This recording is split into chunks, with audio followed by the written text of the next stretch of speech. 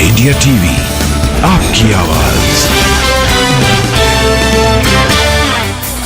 लोकसभा की सदस्यता बहाल होने के बाद पहली बार सदन में बोलते हुए राहुल गांधी ने कहा, पिछली बार मैंने अडानी के ऊपर बोला था तो लोगों को काफी कष्ट हुआ था, मैं उसके लिए माफी मांगता हूं, लेकिन मैंने सिर्फ सच्चाई रखी थी। राहुल गांधी ने अपने भाषण में मणिपुर का मुद्दा उठाया और कहा, मणिपुर में हिंदुस्तान की हत्या हुई है।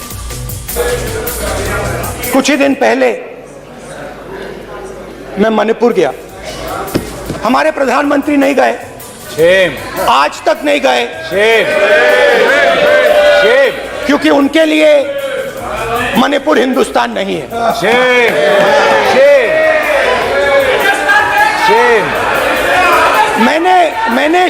मैंने मणिपुर शब्द प्रयोग किया, मगर आज की सच्चाई यह है कि मणिपुर नहीं बचा है। मणिपुर को आपने दो भाग में कर दिया है, मणिपुर को आपने बांट दिया है, तोड़ दिया है। मैं मणिपुर में रिलीफ कैंप्स में गया, रिलीफ कैंप में आज जा रहा हूं। मणिपुर में रिलीफ कैंप में मैंने महिलाओं से बात की। ठीक है सर,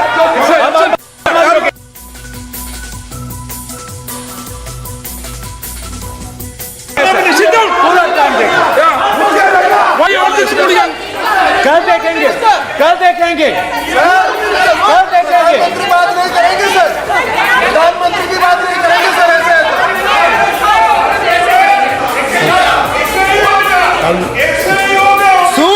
मैं मणिपुर गया और मणिपुर के कैंप्स में मैंने महिलाओं से बात की, बच्चों से बात की, जो हमारे प्रधानमंत्री जी ने आज तक नहीं किया।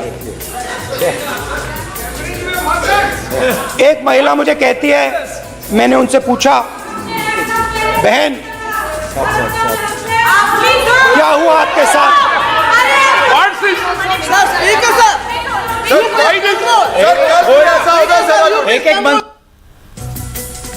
सर, इन्होंने मणिपुर में हिंदुस्तान की हत्या की है, सिर्फ मणिपुर की नहीं, हिंदुस्तान की हत्या की है। इनकी राजनीति ने मणिपुर को नहीं, हिंदुस्तान को मणिपुर में मारा है। हिंदुस्तान को कत्ल किया है, हिंदुस्तान का मर्डर किया है मणिपुर में।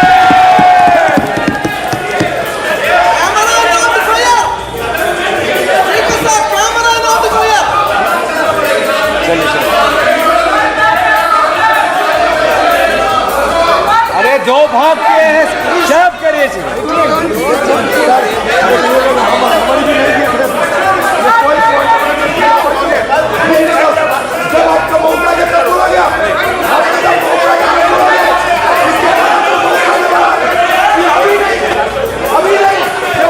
माननीय सभी सदस्यों से कहूंगा, शांति रखें प्लीज। मणिपुर, हाँ क्या बोल रहे हैं आप बोलिए। अरे भाई क्या बात है?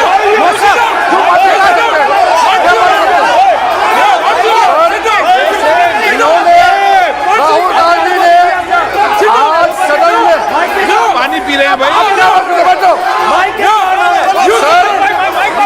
राहुल गांधी ने आज जो बातें कही है इस सदन में, बहुत ही बात किया है। मैं उनसे एक सवाल पूछना चाहता हूँ,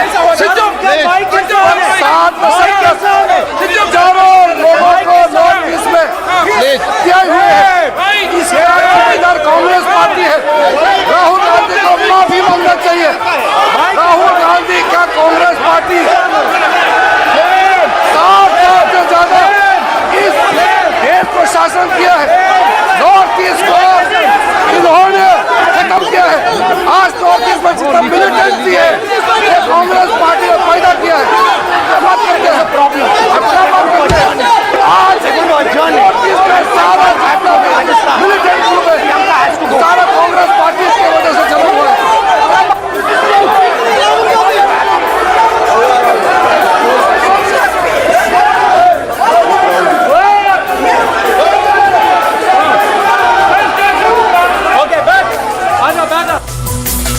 राहुल गांधी के आरोप का स्मृति ईरानी ने करारा जवाब दिया। स्मृति ईरानी ने शुरुआत से ही राहुल पर निशाना साधा। उन्होंने कहा कि राहुल के मुताबिक मणिपुर में भारत माता की हत्या हुई है और इस बात पर भी इंडिया अलायंस के नेता मेज थपथपाते रहे।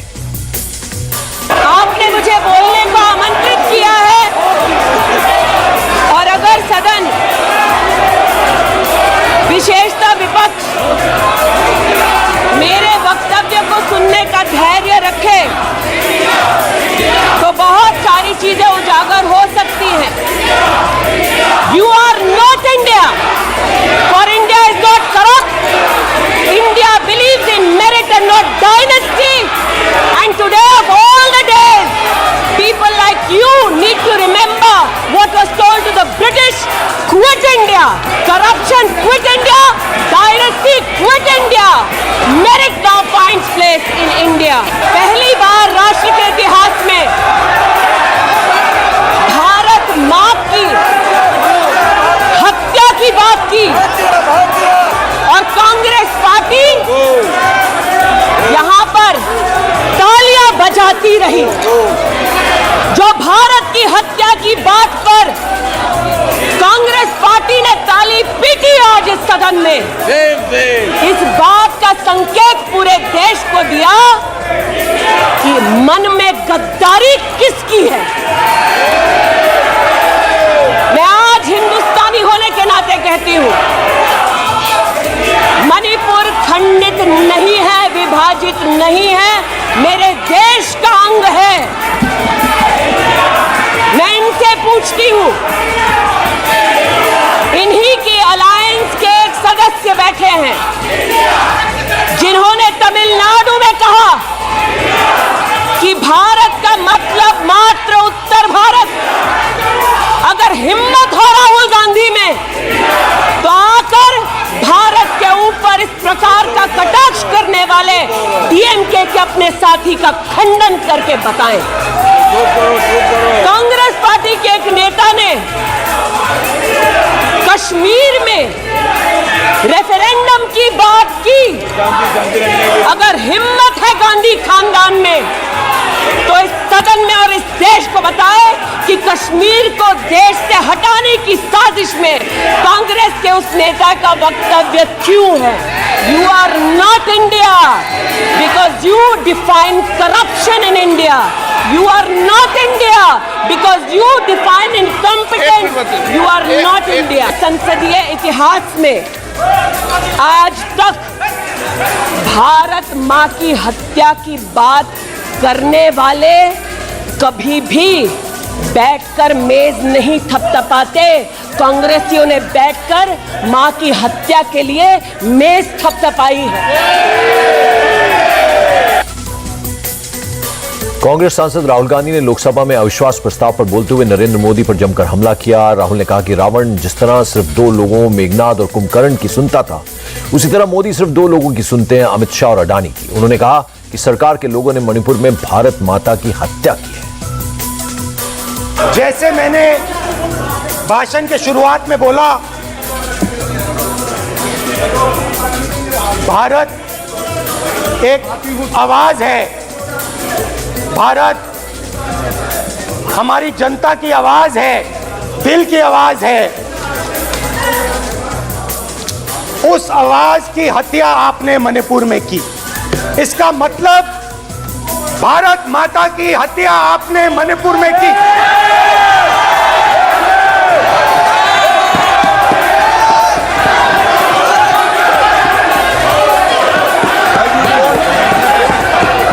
भारत माता को आपने मणिपुर के लोगों के मारा। आपने मणिपुर के लोगों को मारकर भारत की हत्या की है। आप देश द्रोही हो, आप देशभक्त नहीं हो, आप देश प्रेमी नहीं हो, आप देशद्रोही हो। आपने देश की हत्या मणिपुर में की। प्लीज प्लीज एक मिनट, प्लीज बैठिए, प्लीज बैठिए। अब सवाल आप उठता है, बैठना चाहते नहीं बैठना चाहते? आप बैठना चाहते नहीं बैठना चाहते? इसीलिए आपके प्रधानमंत्री मणिपुर में नहीं जा सकते हैं क्योंकि उन्होंने देश की हत्या की है। मणिपुर में हिंदुस्तान की बैठिए आप, प्लीज बैठिए आप, प्लीज। आप बोल रहे हैं फिर। आप भारत माता के रखवाले नहीं हो, माननीय सदस्य। आप भारत माता के हत्यारे हो। प्लीज माननीय सदस्य, प्लीज। सदस्यगण, भारत माँ हमारी माँ है, हमें सदन में बोलते समय संयम बरतना चाहिए।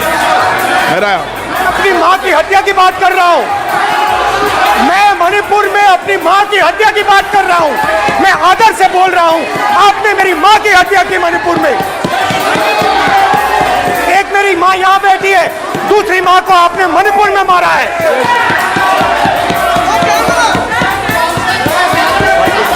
और हर रोज जब तक आप हिंसा को बंद नहीं करोगे तब तक आप मेरी माँ की हत्या कर रहे हो। हिंदुस्तान की सेना मणिपुर में एक दिन में शांति ला सकती है, हिंदुस्तान की सेना का आप प्रयोग नहीं कर रहे हो, क्योंकि आप हिंदुस्तान को मणिपुर में मारना चाहते हो।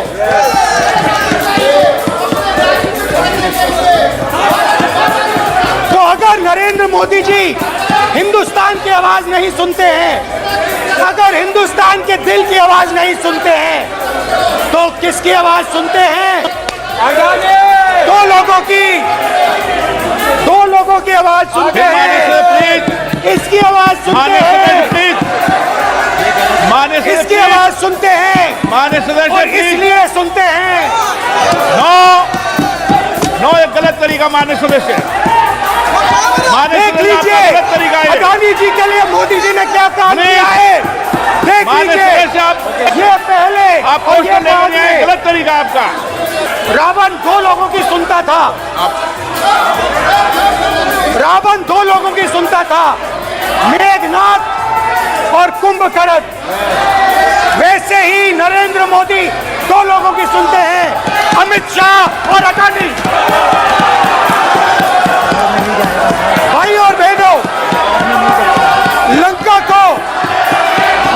को हनुमान ने नहीं जलाया था, लंका को रावण के अहंकार ने जलाया था। प्लीज माननीय सदस्य, आप संयमित बोले। आप ये सदन है, आप तरीके से बोलिए। माननीय राम ने रावण को नहीं मारा था, रावण के अहंकार ने रावण को मारा था। आप पूरे देश में केरोसिन फेंक रहे हो, पूरे देश में आप केरोसिन फेंक रहे हो। आपने मणिपुर में केरोसिन फेंकी और फिर चिंगारी लगा दी। अब आप हरियाणा में कर रहे हो, पूरे देश को आप जलाने में लगे हो। आप पूरे देश में भारत माता की हत्या कर रहे हो। केंद्रीय मंत्री स्मृति ईरानी ने दिल्ली की घटनाएं भी गिनाई। स्मृति ईरानी ने पूछा, राहुल गांधी कैसे भारत की बात करते हैं जबकि कांग्रेस का दामन पहले से ही दागदार है।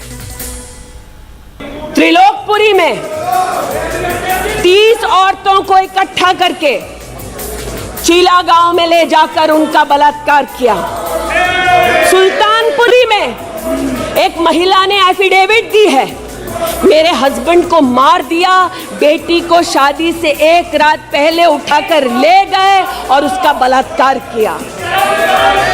एक 45 साल की मां ने कहा सिख दंगों के दौरान कि ना सिर्फ मेरे पति को मारा, ना सिर्फ मुझे गैंगरेप किया, बल्कि मेरे सामने मेरे बेटे पर केरोसिन छिड़ककर उसको आग लगा दी गई। और आज ये भारत की बात करते हैं। मणिपुर पे चर्चा, मणिपुर पे चर्चा करने के लिए बार बार पार्लियामेंट्री अफेयर्स मंत्री ने गुहार लगाई, बार बार देश के गृह मंत्री ने कहा, हमारे श्रद्धेय राजनाथ जी ने भी कहा कि आप मणिपुर पे सदन पर चर्चा कीजिए, हम चर्चा के लिए तैयार हैं। भागे ये, हम नहीं, भागे ये और हम नहीं। और भागने के पीछे कारण क्या? क्योंकि गृह मंत्री जब बोलने लगेंगे, पर्दे जब खुलने लगेंगी, तब ये मौन साध लेंगे। मौन मुद्रा का उल्लेख हुआ था, मौन थे ये लोग कई चीजों पर और आज भी हैं। अध्यक्ष महोदय, मेरे हाथ में KPMG की एक रिपोर्ट है जो इनके कार्यकाल से संबंधित है, जो कहता है कि करप्शन की वजह से यूपीए की कार्यकाल में हमारे देश की जीडीपी की ग्रोथ को 9% का नेगेटिव इम्पैक्ट होगा। ये अंतर्राष्ट्रीय एजेंसीज बोल रही थी, लेकिन ये चुप थे, आज भी चुप हैं। जो लोग जीरो लॉस थियरी सिखाते थे, आज उसी कांग्रेस के एक नेता को कोयला घोटाले के लिए सजा हुई है और वो चुप है। लेकिन चुप और बहुत सारी चीजों में रहे महोदय। 2005-06 में यूपीए की सरकार को यह ज्ञात हो गया था कि खुले में शौच करने की वजह से महिलाओं का बलात्कार हो रहा है। 2005-06 में इनको पता था, ये सरकारी सर्वे में ज्ञात हुआ है, लेकिन ये चुप थे। 2010 में वर्ल्ड बैंक की रिपोर्ट ने कहा, इनकी तब सरकार थी, कि स्वच्छता ना होने की वजह से देश की जीडीपी पर 6.4 का नेगेटिव इम्पैक्ट है। ये चुप रहे। महिला का बलात्कार खुले में शौच में हो रहा था, इनको पता था, ये चुप रहे। स्मृति ईरानी ने राहुल गांधी को जवाब तब दिया जब उनकी बोलने की बारी आई, लेकिन राहुल के भाषण के दौरान केंद्रीय मंत्री किरण रिजिजू ने भी उनको टोका और मणिपुर के हालात के लिए कांग्रेस को जिम्मेदार ठहराया। सदस्यों से कहूंगा शांति रखें, प्लीज प्लीज। मणिपुर, हाँ क्या बोल रहे हैं आप, बोलिए। अरे भाई क्या बात है,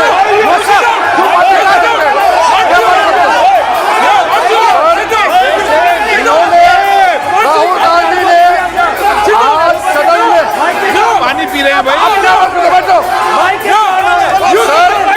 सर ये राहुल गांधी ने आज जो बातें कही है इस सदन में, बहुत ही बात किया है। मैं उनसे एक सवाल पूछना चाहता हूँ। 60% चारों लोगों को नोटिस में क्या हुए हैं, इधर कांग्रेस पार्टी है। राहुल गांधी को माफी मांगना चाहिए। राहुल गांधी का कांग्रेस पार्टी 60 साल से ज्यादा इस देश को शासन किया है। नॉर्थ ईस्ट को इन्होंने खत्म किया है।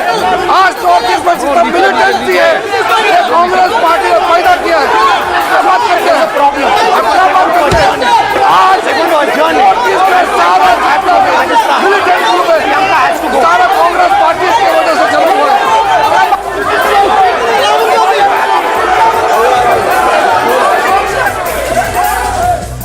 स्मृति ईरानी ने राहुल गांधी पर आज जबरदस्त हमला बोला। उन्होंने कहा कि 2024 में फिर से मोदी ही सरकार बनाएंगे और जो भारत माता की हत्या की बात कर रहे थे वो समझ लें, अंग्रेज आए चले गए, हिंदुस्तान आज भी है और आगे भी रहेगा।